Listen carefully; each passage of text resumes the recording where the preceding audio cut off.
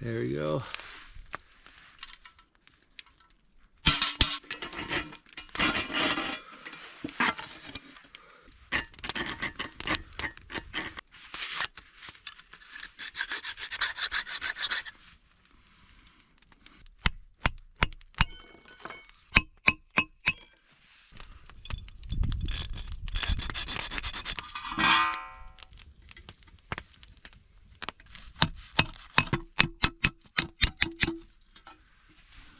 All right.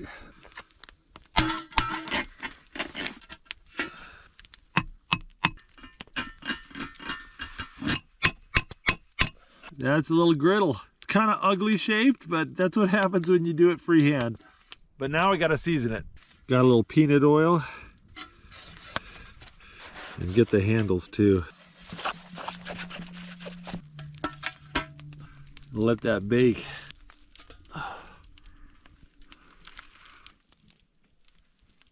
We do a couple layers.